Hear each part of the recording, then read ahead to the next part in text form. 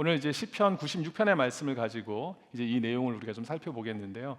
시편은 총 150편으로 되어 있습니다. 그런데 여러분 성경을 잘만 보시면은 그 제목 그 넘버 옆에 보면은 작은 표제어라 그래서 이런저런 간략한 설명이 좀 들어있는 게 있어요. 그런데 모든 성경에 다 그렇게 돼 있지는 않고 34편의 시편에는 표제가 붙어 있지 않습니다. 그래서 이 시편을 누가 지었는지 또 어떤 배경에서 이것이 나왔는지 알 수 없습니다. 하지만 오늘 시편 96편의 내용은 역대상에 있는 내용 안에 이 같은 내용이 어느 정도 거의 유사하게 연결되어 있는 성경 구절이 하나 있어요. 그래서 이 역대상 16장의 말씀을 통해서 이 배경을 살펴보면 이 시편 96편이 누구의 시고 어떤 배경에서 나왔는지를 우리가 알 수 있게 됩니다. 그래서 오늘 역대상 16장의 말씀을 조금 먼저 좀 살펴보려고 하는데, 역대상 16장의 배경을 보면은요, 이스라엘에게 있어서 가장 중요한 어떤 하나가 다시 이스라엘 땅으로 돌아오게 되는 그런 사건이 기록되어 있습니다. 여러분, 이스라엘에게 있어서 가장 중요한 어떤 것이 있다면 뭐가 있을까요? 그죠? 법궤, 언약궤라고 불리고 법궤라고 불리는 그 언약궤가 빼앗겼죠. 다윗의 시대에 비로소 그것이 언약궤가 다시 예루살렘으로 돌아오게 됩니다. 블레셋에 의해서 빼앗겼습니다. 엘리제 사장 때 엘리제 사장이 섬기는 그 시절에 이 블레셋과의 전쟁이 있을 때 언약궤를 마치 뭐처럼 사용했을까요? 부적처럼 사용한 거예요. 언약궤는 하나님의 임재를 상징하는 것은 맞지만 그것이 결코 부적처럼 사용되어져서는 안 되는 겁니다. 그런데 이 엘리 제사장의 자녀들과 이스라엘의 이 모든 회중들이 마치 그것을 부적처럼 사용을 했어요. 그래서 결국은 그것을 하나님을 신뢰한 것이 아니라 마치 부적처럼 여기고 법궤를 가지고 나갔다가 결국 큰 패배를 당하게 됩니다. 어떤 분들은 성경을 읽진 않지만은 성경을 마치 부적처럼 생각하는 사람이 있습니다. 성경을 소중하게 생각해요. 그런데 성경을 하나님의 말씀으로 인식하는 것이 아니라 마치 부적같이 생각하는 사람들이 있습니다. 그것은 결코 성경을 소중하다고 여긴다고 말할 수가 없지요. 여러분들은 성경을 소중하게 여기십니까? 근데 부적처럼 소중하게 여기세요? 아니죠. 여러분들이 부적처럼 소중하게 여기는 순간 여러분들은 그것은 믿음이 아니라 어떤 종교와 미신이 될 수 있습니다. 그러니까 기독교인도요, 미신처럼 신앙생활을 할 수, 미신을 믿는 것처럼 신앙생활을 할 수가 있다라는 겁니다. 아무리 우리가 교회를 열심히 다녀도요, 기독교인들 가운데 이 신앙을 미신처럼 사용하는 사람들이 꽤 많이 있는 것을 보게 됩니다.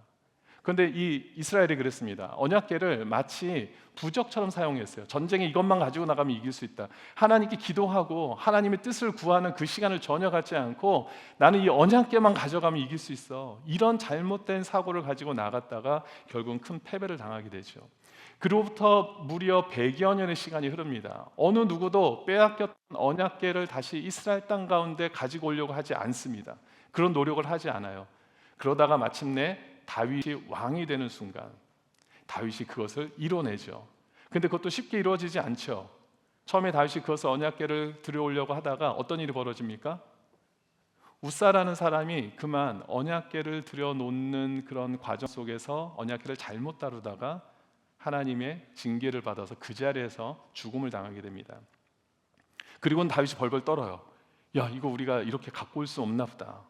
그리고 무려 3개월의 시간을 또 지체합니다. 그러는 가운데 이 언약궤가 보관되고 있었던 오베드 에돔이라는 집에 그 모든 사손들이 사람들이 너무나 하나님의 축복을 받았다는 소식을 듣게 됩니다.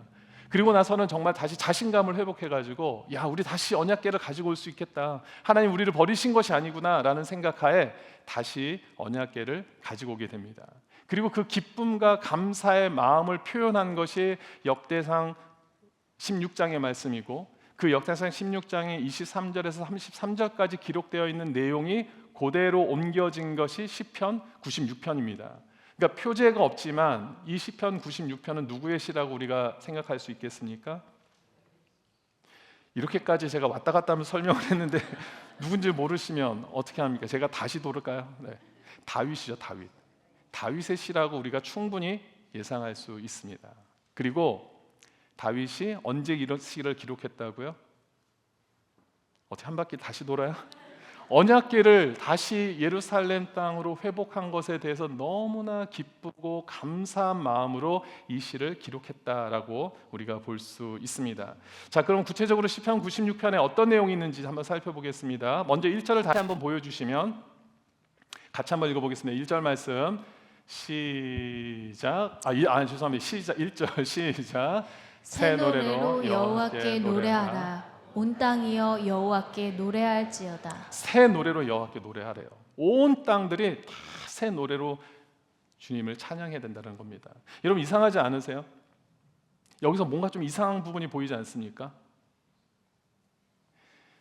법궤를 옮겨간 나라는 이스라엘입니다. 그렇죠? 그러니까 이스라엘의 왕으로서 기뻐하고 감사할 수 있는 건 충분히 이해가 되는데 지금 누구 보고 여호와를 노래하라고 얘기하고 있습니까? 온 땅을 가리켜서 노래하라는 겁니다. 야, 우리 유대 민족들이여, 히브리 민족들이여, 우리 열심히 주님을 찬양합시다. 하나님의 그 번역 어깨가 우리의 손에 쥐어졌습니다라고 외칠 수 있는 건 너무나 당연한데 그건 우리가 읽어도 뭐 당연히 그럴 수 있잖아요. 근데 어떻게 그 시절에 다윗은 온 땅의 사람들에게 이것을 기념하고 축복하고 감사하고 기뻐하자라고 외칠 수 있을까? 여러분 이것을 우리가 발견할 수 있어야 됩니다. 여기서 굉장한 영적 비밀이 있죠. 구약 시대 이스라엘에게 주신 모든 말씀들은 그냥 한 민족에게 주신 것이 아니었어요. 이스라엘이 우리가 구약의 말씀들을 우리가 소중히 받는 이유, 뭐 신약도 마찬가지지만 하나님께서 주신 모든 말씀들은 단지 그 하나의 샘플 민족일 뿐이고요. 우리 모든 성도들에게 주신 말씀인 줄 믿으시기 바랍니다. 시대가 변하고 공간이 다르다 할지라도 하나님의 말씀은 동일하게 작용하게 되는 줄 믿으시기 바랍니다. 그래서 온 땅이면 오늘 이 시대를 살아가고 있는 우리 한국 사람으로서 미국 땅에 살아가고 있는 저와 여러분들이 누려야 되는, 받아야 되는 말씀인 줄 믿습니다. 그럼 우리 보고 새 노래로 노래를 하래요. 그러면서 왜 노래를 부르라고 명령하시는가? 이어지는 2절과 3절을 보겠습니다. 같이 한번 2절과 3절을 읽어볼게요. 시작. 여호와께 노래하여 그의 이름을 송축하며 그의 구원을 날마다 전파할지어다. 그의 영광을 백성들 가운데 그의 기이한 행적을 만민 가운데 선포할지어다. 네, 2절을 먼저 보니까 2절에 여호와께 노래하여 그의 이름을 송축하며 그의 구원을 날마다 어떻게 하라고 말씀합니까? 전파라는 거예요. 이 노래는 그냥 단순한 음률적으로 아름다운 노래를 드리라는 것이 아니라 그 노래를 통해서 하나님을 나타내기를 원하십니다. 하나님이 어떤 하나님? 구원의 하나님이심을 우리의 노래를 통해서 세상 사람들에게 전하라는 겁니다. 우리 교회 찬양대가 있잖아요. 우리 찬양대도 마찬가지죠. 어떻게 하면 노래를 잘할 수 있을까? 물론 그거를 연습합니다. 그걸 위해서 우리가 노력해요. 하지만 더 중요한 것은 뭐냐면은 우리가 왜 찬양을 해야 되는가? 우리가 어떻게 주님을 찬양해야 되는가? 여기에 관심을 가지셔야 돼요. 여러분들도 마찬가지입니다. 찬양대이건 찬양팀이건 그냥 일반 성도든 간에 여러분들이 찬양을 할 때 내가 어떻게 하면 내가 더 노래를 잘할 수 있을까? 이거에 관심을 갖기보다는 여러분들이 어떻게 내가 어떤 마음으로 주님을 찬양해야 될까? 하나님 어떤 찬양을 원하시는가? 저는 그 유래를 좀 찾아봤는데 우리 한국 분들 그러잖아요. 자신이 좋아하는 애창곡을 뭐 18번이라고 이렇게 부르지 않습니까? 저는 그 유래를 뭐 찾아봤는데 잘 이해는 되지 않았어요.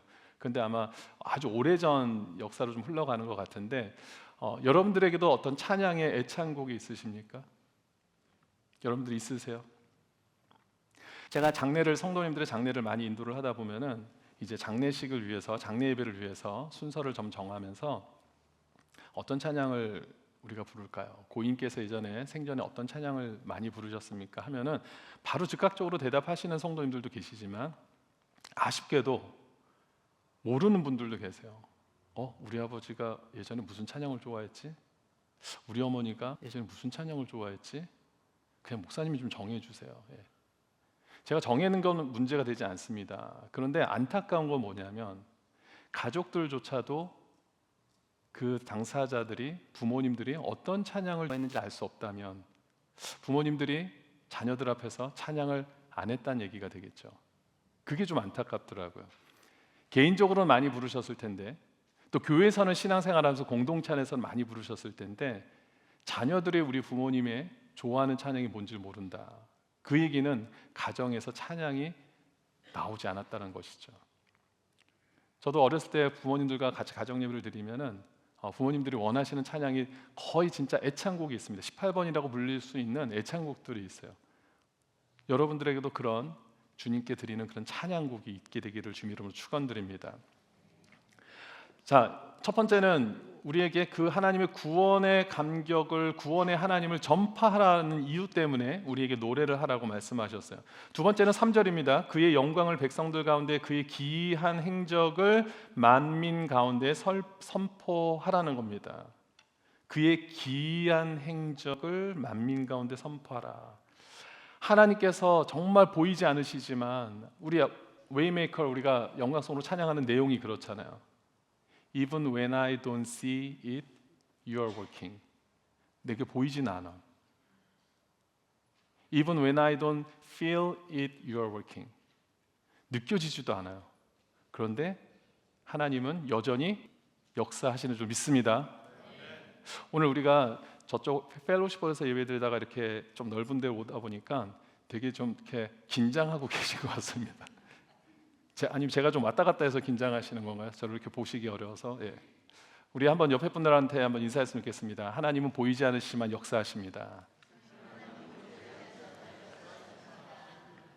기이한 일을 행하신대요. 왜 기이한 일을 행하신다고 얘기를 할까요? 우리 눈에 정말 보이지 않거든요. 도무지 예상할 수 없는 일들이거든요. 그런데 지나고 나서 보니까 그 일들이 이루어지는 거예요. 하나님 뜻 가운데서 그것이 잘 이루어지는 거예요. 그래서 기이한 행적을 하시는 겁니다. 뭔가 대단한 일만 해서가 아니라 하나님께서 역사하시는 방법이 그렇다라는 거예요. 우리가 전혀 예상할 수 없는, 전혀 상상할 수 없는 일들을 하시는 분이 우리 하나님이신 줄 믿습니다. 그 일을 전파라는 거예요. 선포하라는 겁니다. 그것을 노래에 담아서 많은 사람들에게 증거하라는 겁니다.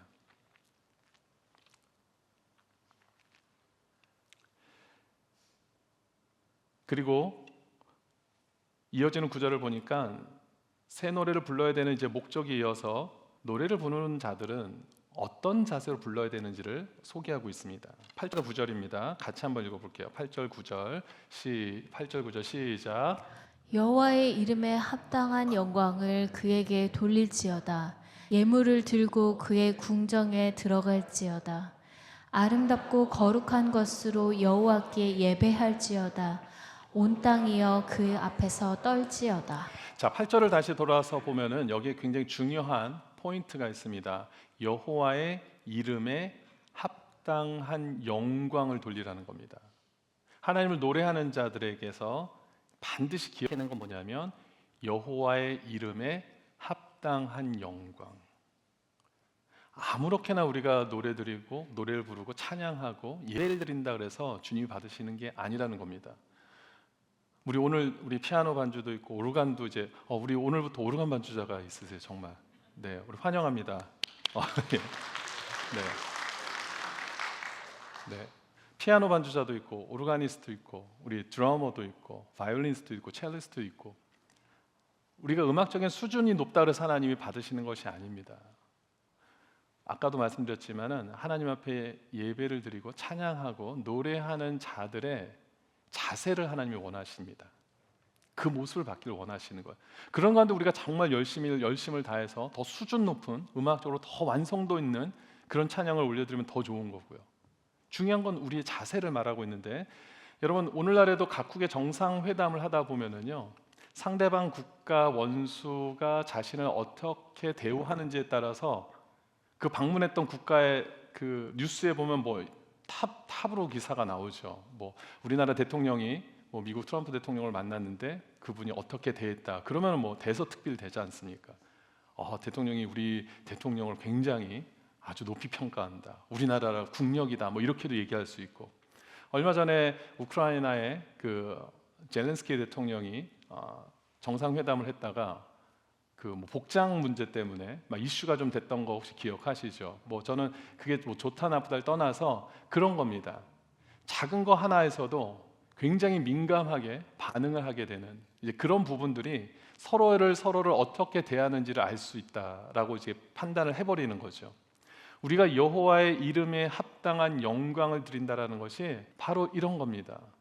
우리가 그냥 아무렇게나 대통령, 세상의 왕이라고 할 수 있는, 오늘날 왕이라고 표현할 수 있는 대통령을 만날 때도 우리가 거기에 합당한 그런 모습으로 갖추고 만나야 되는 것처럼, 우리가 천지를 만드신 하나님 앞에 우리가 예배 드릴 때, 찬양 드릴 때, 노래를 드릴 때 우리도 그에 합당한, 그런 받기에 합당한 모습으로 주님 앞에 나아가야 되는 줄 믿습니다. 그러면서 크게 세 가지를 말씀하고 있어요. 첫 번째는 예물을 들고 그의 궁정에 들어가라는 겁니다. 예물을 들고 궁정에 들어간다.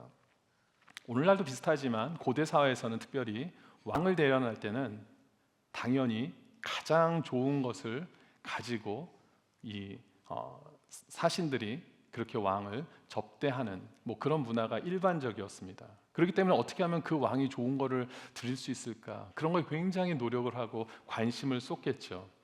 그러면은 한 가지 질문이 있습니다. 사도행전 17장 24절과 25절에 보니까 여기에 뭐라고 나와 있냐면, 우주와 그 가운데 있는 만물을 지으신 하나님께서는 천지의 주시의 신이 손으로 지은 전에 계시지 아니하시고, 그리고 25절 또 무엇이 부족한 것처럼 사람의 손으로 섬김을 받으시는 것이 아니다라고 얘기를 하고 계십니다. 온 우주 만물을 창조하신 그분이 그 모든 것들도 소유하신다라는 거예요. 그래서 사람으로부터 뭘 받을 게 없다. 사실은 사람으로부터 우리가 아무리 주님 앞에 예물을 드린다고 하지만 사실 아무것도 아니라는 겁니다. 우리가 봉헌송 찬양으로 온 세상 만물 드려도 주 은혜 다 갚지 못한다라는 고백을 하고 있지 않습니까? 어떤 것들을 드린다 그래서 하나님 앞에 정말 와, 이거 내가 정말 없었던 건데 하고 받으실 게 있으시겠습니까? 없다고요. 우리가 여러분 가정에서 가장 비싼 거를 하나님 앞에 드린다 그래서 하나님께서 우와, 감탄하실 게 없다라는 겁니다. 그럼에도 불구하고 왜 예물을 들고 그의 궁정에 들어가라고 말씀하셨을까요? 하나님은 우리의 마음을 보시길 원하십니다. 인간의 마음이 어디 있기 때문에요? 인간의 마음이 어디 있을까요? 보여지는 그런 소유물에, 보물에 있다라는 겁니다. 예수님께서 산상수훈을 하시면서 마태복음 6장에 보면은 너희를 위하여 보물을 땅에 쌓아두지 마라. 너희 보물을 어디에 쌓아두라? 하늘에 쌓아두라고 말씀하세요. 그러면서 뭘 말씀하시냐면 네 보물 있는 그곳에는 마음도 있다. 우리 보물이 있는 곳에 마음이 있는 것을 하나님이 너무 잘 아세요. 그러니까 우리가 정말 하나님 앞에 값진 것을 드린다고 했을 때 그 안에는 우리의 마음도 있다라는 것을 주님이 아시기 때문에, 그래서 하나님께서 예물을 바치라고 얘기를 하는 것이지, 주님께서 예물을 받지 않는다 해서 무슨 문제가 생기거나 그런 것이 전혀 없다라는 겁니다. 우리의 마음을 보시길 원하시는 거예요. 얼마나 내가 하나님 앞에 드리기에 인색하지 않고 정말 기쁨으로 자원해서 드리는가, 그거를 보면서 그래, 내가 너의 찬양을 받을게, 내가 너의 노래를 듣기를 원한다. 지금 그것을 말씀하시는 겁니다. 말라기 1장 8절 말씀을 같이 보면은 같이 읽겠습니다. 시작. 만군의 여호와가 이르노라, 너희가 눈먼 희생 제물을 바치는 것이 어찌 악하지 아니하며 저는 것 병든 것을 드리는 것이 어찌 악하지 아니하냐. 이제 그것을 너희 총독에게 드려보라. 그가 너를 기뻐하겠으며 너를 받아주겠느냐. 무슨 말입니까? 하나님 앞에 정말 흠없는 제물을 주님 앞에 바쳐야 되는데, 이 정도는 뭐 대충 하면 되겠지, 이런 마음으로 하나님 앞에 제물 드리는 것을 하나님이 용납하지 않으신다라는 거예요. 우리는 그래도 차선이면 되지 않을까 생각하면서 드릴 수 있는 부분들이 있을지 모르겠지만, 하나님은 그 마음을 아시기 때문에 내가 정말 이 사람에게서 완전히 벗어나 있구나, 그 마음 속에서 벗어나 있구나, 이걸 주님이 너무나 잘 아셔서 지금 그 말씀을 하시는 거예요. 그래서 너희 총독에게 한번 드려봐라. 사람도 그것을 알 텐데 어떻게 온 우주 만물을 창조하시고 그분 앞에 모든 것들이 다 드러난다라고 하시는 그 하나님께 무엇인가를 드리는데 그렇게 대충 설렁설렁 그렇게 할 수 있겠느냐, 지금 그 얘기를 하고 있죠. 고린도서 9장 7절에도 말씀하십니다. 각각 그 마음에 정한 대로 할 것이요 인색하거나 억지로 하지 말지니 하나님은 즐겨내는 자를 사랑하시느니라. 하나님께 드릴 때는 우리 시간을 드려도 마찬가지고 재능을 드릴 때도 마찬가지고 우리 에너지를, 모든 것들을 드릴 때 인색하지 말라라는 겁니다. 여러분의 자녀들이 부모님에게 무슨 선물을 주는데 생색을 내고 막 뭔가 대단한 거 한 것처럼 막 그러면은 받으시면서도 기분이 좋으시겠어요? 그래도 좋으시죠. 부모님들은 그래도 좋아. 막 그래 그래도 생색 좀 내더라도 받기로. 근데 정말 그게 아니라 너무 고마워서 부모님의 은혜를 기억하면서 감사해서 그런 드리는 마음을 받으면 부모님이 얼마나 기뻐하시겠습니까? 지금 그 이야기를 하고 있는 거예요. 인색하지 말라는 겁니다. 가끔 이제 주일학교 우리 학생들 어린아이들이 너무 이쁘면은 제가 오늘도 우리 조그만 애들이 와 있는데 이쁘면은 막 이렇게 뭔가를 막 저도 주고 싶잖아요. 그래서 이제 막 뭐 때로는 사다 주기도 하고 교회 또 이렇게 뭐 과자들이 있으면 이렇게 주는데 한 번은 막 그런 적이 있어요. 어떤 아이한테 과자 봉지를 하나 줬어요. 너 과자 먹을래? 했더니 좋대요.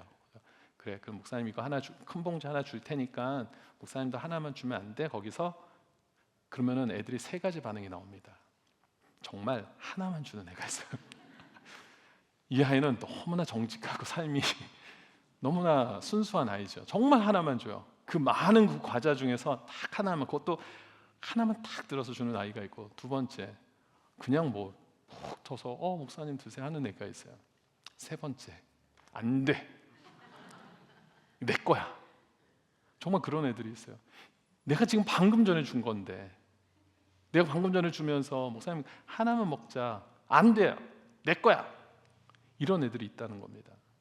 근데 우리가 지금 이렇게 웃으면서 이야기를 듣지만 우리의 모습 안에 하나님께 대하는 자세가 이런 부분들이 혹시 남아있진 않겠습니까? 그럴 수 있지 않을까요? 하나님 저와 여러분들에게 정말 많은 것들을 주셨는데 건강도 주시고 재물도 주시고 여러분들이 만족할 만한 것들은 아닐 수도 있겠지만 뭐 인간은 만족이 어디 있겠습니까? 하지만 하나님께서는 계속해서 여러분들에게 많은 것들을 주시고 계시는데 안 되는 거예요. 하나님 이건 안 돼. 이거는 또 안 돼요. 저것도 안 돼요. 그러다가 이제 나머지를 드리는 거죠. 나머지. 그 나머지를 주님이 안 받으신다라는 겁니다. 그런 마음으로 드리는 그 모든 예물과 예배와 제사와 찬양과 노래를 주님이 기뻐받지 않으신다라고 말씀하시는 거예요. 그래서 하나님 이름에 합당한 예배를 또 예물을 주님 앞에 드리는 우리 성도님들 되시기를 주님 이름으로 축원드립니다. 아멘. 두 번째는 아름답고 거룩한 것으로 주님 앞에 드리라고 말씀하고 있습니다. 여기서 아름답고 거룩한 것이라는 것은 도대체 무엇일까요? 여러분, 우리가 하나님 앞에 정말 아름답고 거룩한 것을 드릴 수 있는 것이 무엇이 있을까요? 사실은 우리는 아름답고 거룩한 것은 하나님의 본성입니다. 속성입니다. 하나님을 표현할 때 우리가 아름답다라고 표현하고 그리고 거룩하다라고 표현합니다. 그래서 시편 27편 4절에 보니까 내가 여호와께 바라는 한 가지 그것을 바라니 곧 내가 내 평생에 여호와의 집에 살면서 여호와의 아름다움을 바라보며 그의 성전에서 사모하는 그것이다. 내가 평생토록 정말 하나님 앞에 간절히 구하는 게 있는데 내가 정말 여호와의 집에서 여호와의 아름다움을 보면서 살기를 원합니다. 그런 고백이 있어요. 여러분, 아름다움은 하나님의 속성이세요. 거룩함도 하나님의 속성입니다. 우리가 그 하나님의 거룩함을 하나님의 만족시킬 만한 아름다움을 드러낼 수 있는 사람이 아무도 없습니다. 그럼에도 불구하고 왜 우리에게 아름답고 거룩한 것을 드리라 그럴까요? 아까 예물도 마찬가지죠. 어떤 예물을 드린다고 하나님께서 우와 나 이거 필요했는데 이러고 받을 게 뭐가 있습니까? 우리의 아름다움과 거룩함도요 하나님 앞에서는 다 더럽고 추하고 아무것도 아닌 거예요. 그럼에도 불구하고 왜 그 말씀을 하는가? 우리가 전적으로 하나님 앞에 거하라는 겁니다. 하나님 안에. 그럴 때 하나님의 은혜 안에서 우리가 아름다워지고 하나님의 은혜 가운데서 거룩해지는 그 모습, 그 상태를 하나님께서 받기를 원하신다라고 말씀하십니다. 민수기 7장 1절에 보니까 모세가 장막 세우기를 끝내고 그것에 기름을 발라 거룩히 구별했다. 그 모든 기구와 제단과 그 모든 기물에 기름을 발라 거룩히 구별한 날에 여러분 그 장막에서 사용되는 그런 성물들이 스스로 거룩해질 수 있습니까? 여기도 지금 많은 자재들이 있는데 이게 스스로 거룩해질 수 있는 겁니까? 안 된다고요. 그거를 거룩히 해줘야만 거룩히 여김을 받는 것이 되는 겁니다. 저와 여러분들이 하나님 앞에서 어느 누구도 우리의 힘으로는 스스로 아름다워질 수도 없고 거룩해질 수도 없어요. 그런데 우리가 하나님 안에 거하면 하나님 안에 거할 때 하나님께서 우리를 거룩하고 아름답다 칭해 주신다라는 겁니다. 그래서 우리가 아름답고 거룩한 것을 주님 앞에 드린다라는 것은 어떠한 다른 어떤 물질이나 그런 것들이 아니라 우리가 늘 하나님 안에 거하는 삶을 살라고 주님이 말씀하시는 줄 믿습니다. 한 가지 더 말씀드리면 앞에서 떨지어다라고 표현하고 있죠. 앞에서 떨지어다. 예물을 드리고 아름답고 거룩한 것으로 드리고 그리고 앞에서 떨라라는 겁니다. 이것은 하나님께서 우리를 두려움으로 몰고 가시는 것이 아니라 아주 포악한 하나님을 소개하는 것이 아니라 이것은 어떤 의미일까요? 왜 하나님 앞에서 우리는 떨어야 될까요? 우리 제자반 암송 구절 중에 히브리서 4장 16절 말씀 있죠. 우리 제자반 1기 우리 한번 암송 해볼까요? 이거 그러므로 우리는 긍휼하심을 받고 때를 따라 돕는 은혜를 받기 위해 그거 구절인데 우리 1기 한번 손 들어. 제자반 1기 우리 작년에 하신 분들 예, 갑자기 손을 반만 드세요 이렇게. 예. 자, 히브리서 4장 16절 그러므로 시작. 그러므로 우리는 잠시만. 그러므로 우리는 긍휼하심을 받고 때를 따라 돕는 은혜를 얻기 위하여 은혜의 보좌 앞에 담대히 나아갈 것이다. 우와, 보이죠? 예, 와. 제가 일부러 이거 자막 안 드렸는데 우리 또 한민수 집사님이 센스 있게 여러분들도 난처하실까봐 이렇게 싸셨어요. 분명히 성경에서는 우리가 은혜의 보좌 앞에 담대히 나가라고 말씀하고 있잖아요. 그런데 왜 하나님 앞에 우리는 떨어야 됩니까? 이런 담대히라는 단어와 교만이라는 단어는 같은 단어입니까? 다른 단어입니까? 다르죠. 하나님 앞에 담대히 나아가라는 것은 우리가 하나님께서 우리에게 그 자격을 주셨다는 겁니다. 그런데 이것을 마치 내가 얻은 것처럼 그 자격을 내가 내 힘으로 얻은 것처럼 하나님 앞에 너무 교만하고 너무나 자만심으로 건방을 떨면서 나가는 우리의 모습이 너무 많이 있다라는 거예요. 그래서 하나님 앞에 떨며 나아가라고 말씀하는 겁니다. 하나님의 위엄 앞에, 하나님의 존엄 앞에, 하나님의 위대하심 앞에 우리가 납작 엎드려야 된다. 겸손해야 된다. 언제나 하나님 말씀 앞에서는 항상 우리가 어린아이 같이 순전한 모습으로 나가야 된다라고 말씀하고 있는 것입니다. 자, 그렇다면 이 세 가지를 말씀드렸었는데 그러면 이제 우리가 앞으로 다시 돌아가겠습니다. 1절 말씀, 제가 1절 말씀이 제일 오늘 중요한 포인트였는데 제가 설명을 안 드린 게 있어요. 새 노래, 새 노래로 여호와께 노래하라. 자, 여러분 새 노래라는 의미가 무엇일까요? 첫 번째는 말 그대로 문자적으로 새 노래입니다. 이전에 불러보지 못했던 새 노래. 가장 먼저 떠오를 수 있는 게 여러분들이 잘 몰랐던 곡을 하면 새 노래죠. 근데 저와 여러분들이 맨날 새 노래를 만들어서 부를 수가 있겠습니까? 아니면 여러분들이 안 하더라도 정말 전 세계적으로 많은 작곡자들이 새 노래를 만들어낼 텐데 그 새 노래를 맨날 새롭게 배워가지고 부른다고 그게 되겠습니까? 사실 그렇진 않다고요. 그러니까 문자적으로는 완전히 이전에 없었던 새 노래는 맞는데 완전한 새로운 뉴송이 아니라 여긴 다른 의미가 있다라는 겁니다. 하나님 안에 거할 때 우리가 모든 것들을 바라보는 관점이 날마다 바뀔 수 있다. 하나님이 부어주시는 새로운 은혜 안에서 우리가 같은 찬양, 어제 불렀던 찬양을 불러도 오늘 내가 부를 때는 그 은혜가 다르죠. 1년 전에 불렀던 그 찬양을 내가 지금 오늘 이 시간 하나님으로부터 받은 은혜 때문에 부르게 되면 또 다른 겁니다. 그러니까 날마다 하나님의 은혜를 사모해야만, 하나님이 공급해 주시는 그런 축복을 경험해야만 부를 수 있는 노래가 바로 새 노래인 줄 믿습니다. 그러니까 저와 여러분들이 새 노래를 불러야 돼요. 그건 명령입니다. 하나님 명령입니다. 그런데 우리가 새 노래를 만들어낼 수가 없어요. 그런데 하나님께서 우리로 통하여서 새 노래를 부를 수 있게 해주십니다. 그래서 그러기 위해서는 우리가 하나님의 은혜를 날마다 새롭게 경험해야 돼요. 어제의 하늘과 오늘의 하늘이 다르지 않을 텐데 어떤 날은 하늘을 딱 보면 되게 기분이 좋을 때가 있잖아요. 근데 어떤 날은 같은 하늘도 보면서 참 우울하다라고 생각될 수도 있고, 그것은 왜 그럽니까? 하늘이 바뀐 게 아니라 내 마음의 문제겠죠. 새 노래가 될 수 있는 유일한 길은요, 우리가 하나님과의 관계를 어떻게 갖고 있느냐에 따라서 달라진다는 겁니다. 첫 번째, 어떻게 하면 그럼 우리에게 새 노래가 불려질 수 있을까? 하나님의 모든 일들을요, 믿음으로 바라볼 때 우리는 새 노래를 부를 수가 있습니다. 믿음으로 바라보는 거예요.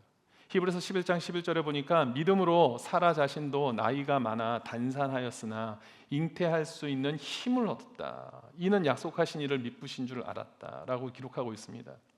아시다시피 사라는 나이가 많아서 더 이상 아이를 가질 수가 없었어요. 그런데 하나님으로부터 내 자녀를 너희를 통해서 낳게 하겠다라는 약속을 받습니다. 물론 중간에 의심도 있었고 비웃기도 하고 이런 모습이 있었지만 결국은 사라는 하나님의 말씀을 믿었다라는 거예요. 그 안에 믿음이 있었기 때문에 하나님께서 새롭게 행하신 일들을 노래할 수 있었던 겁니다. 여러분, 우리가 불가능하다고 여기는 그런 상황 속에 놓여져 있으면 찬양이 막히잖아요. 창조차가 안 되잖아요. 막 찬양도 소음으로 들릴 때가 있지 않습니까? 여러분, 그런 때 없으세요? 찬양을 막 듣는데 그다음 막 다 듣기 싫어요. 다 소음으로 들려요. 우리가 하나님이 하실 일들을 믿음으로 바라보게 될 때 정말 그 모든 찬양들이 새 노래로 주님 앞에 올려드리게 될 줄 믿습니다. 두 번째는 모든 일의 주관자가 하나님이심을 인정할 때 우리의 노래가 새 노래가 될 수 있습니다. 모든 일들을 주관자가 하나님이시다. 나의 삶과 죽음을 다 하나님께서 알아서 하신다라는 그런 확신과 믿음이 있을 때, 주관자라는 사실을 기억할 때 우리의 노래가 새 노래가 될 줄 믿습니다. 바울과 실라가 전도 여행 중에 잡히잖아요. 그리고 감옥에 들어가지 않습니까? 자신들의 힘으로는 빠져나올 수 있는 방법이 없습니다. 그런데 그때 그들은 기도하고 찬양을 하기 시작해요. 그때 하나님 놀라운 일들을 행하게 되십니다. 그러면서 주님을 더 기쁨으로 찬양하게 되겠죠. 상황 속에선 도무지 찬양할 수 없는 상황이었는데 그것을 뛰어넘어서 하나님께서 이 모든 일들 속에서도 역사하시겠다. 내가 비록 지금 감옥에 갇혀 있지만 이 시간을 통해서 하나님께서 나를 통해서 역사하시고자 하는 그 모든 일들이 있겠구나. 그게 나는 지금 당장 뭔지는 모르지만 하나님이시면 반드시 하나님의 방법으로 모든 일들을 이루어 나가실 것이다. 내가 이곳에서 죽는 한이 있더라도 이것으로 통해서 하나님 영광 받으실 수 있다면 나는 찬양하겠다. 지금 그 마음이거든요. 모든 내 시간의 주관자가 하나님이심을 인정하니까 나올 수 있는 반응이죠. 저와 여러분들이 바로 바울과 실라처럼 모든 상황 속에서도 하나님께서 여러분의 삶을 주관하신다는 사실을 믿게 된다면 이 모든 상황 속에서도 낙심과 슬픔의 노래를 부르는 것이 아니라 기쁨의 믿음의 찬양을 주님 앞에 드리게 될 줄 믿습니다. 그리고 또 한 가지 말씀드립니다. 어떻게 하면 우리가 새 노래를 부를 수 있는가? 하나님의 역사를 소망해야 돼요. 그리고 하나님의 사랑을 내가 회복할 때 우리는 새 노래를 부를 수가 있습니다. 이게 무슨 말인가?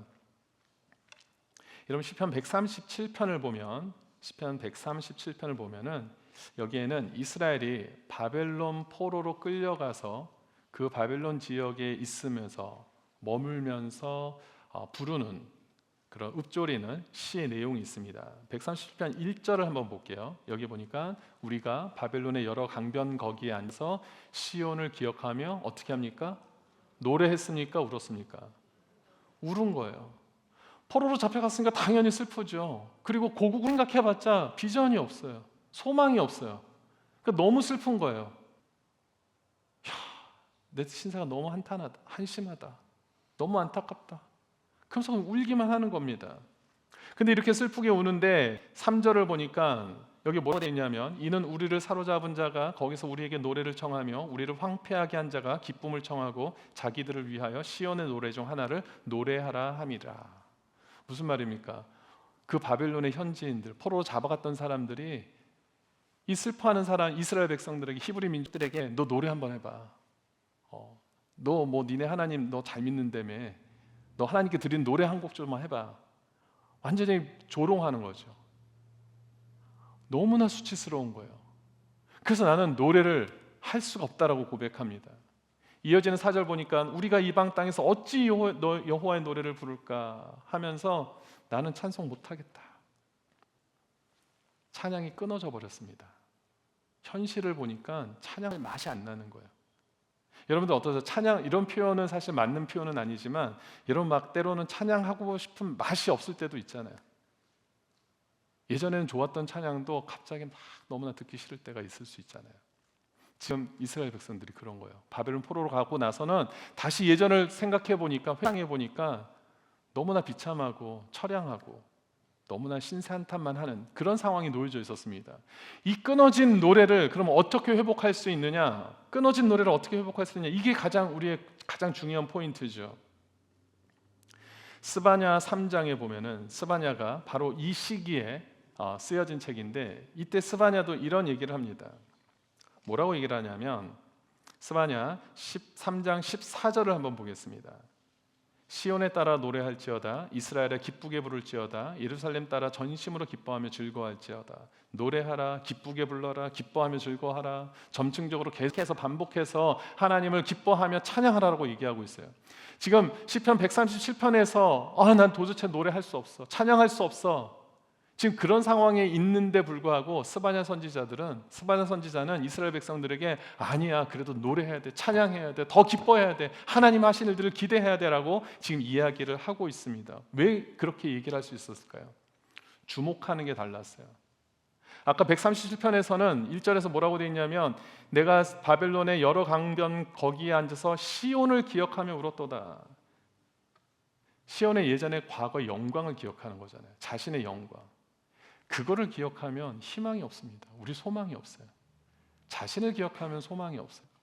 그런데 스바냐는 무엇에 주목하고 있냐면은 15절 말씀입니다. 그렇게 노래하라고 찬양하라고 즐거워하라고 얘기한 다음에 15절에 여호와가 내 형벌을 제거하였고 내 원수를 쫓아냈으며 이스라엘 왕 여호와가 내 가운데 계시니 내가 다시는 화를 당할까 두려워하지 아니할 것이라.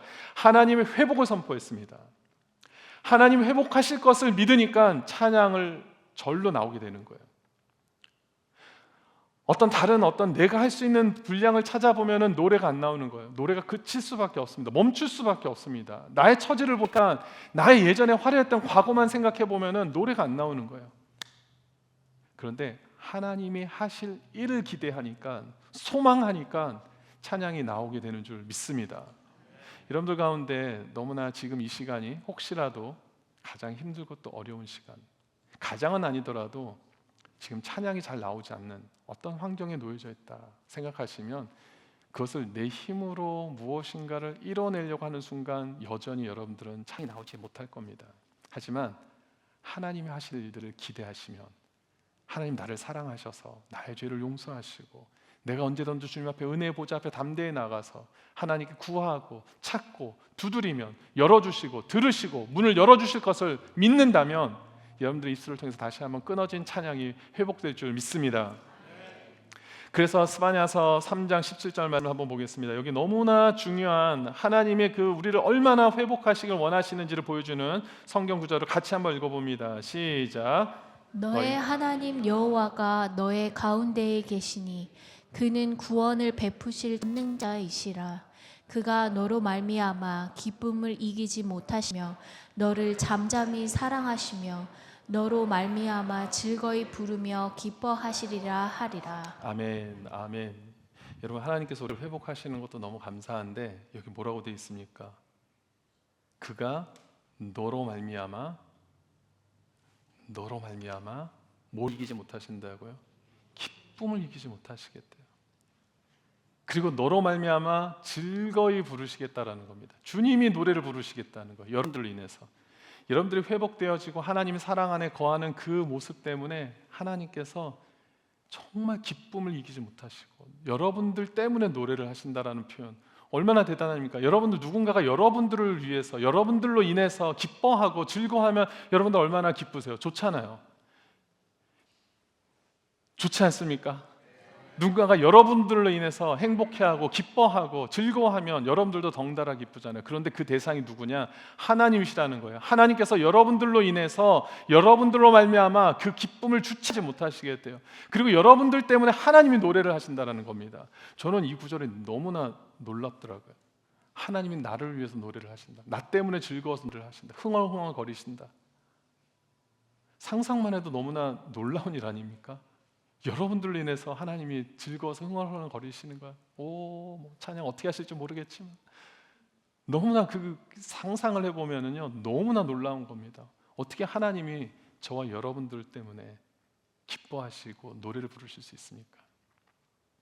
우리 말씀을 정리하면서 우리 전우전장 한번 얘기하겠습니다. 하나님이 당신으로 인하여 기뻐하시고 노래를 부르십니다.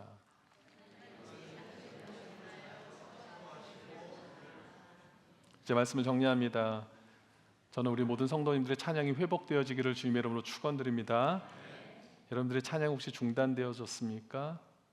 아니면은 찬양이 조금 힘들어지셨습니까? 다 괜찮습니다. 여러분들이 하나님을 더 찾으시고 하나님께 생활할 일들을 소망하시고 하나님 여러분들의 삶의 주관자라는 사실을 여러분들이 기억하시면, 내 삶의 주인은 내가 아니라는 사실만 여러분들이 반드시 기억하시고, 그럼 누가 주인이냐? 하나님이시라는 사실만 여러분들이 반드시 기억하시면요, 어떤 상황 속에서도 우리가 담대히 나아갈 수 있게 되는 줄 믿습니다. 그래서 여러분 송축해 농원이라는 찬양 보면 그런 거 있잖아요. Sing like never before.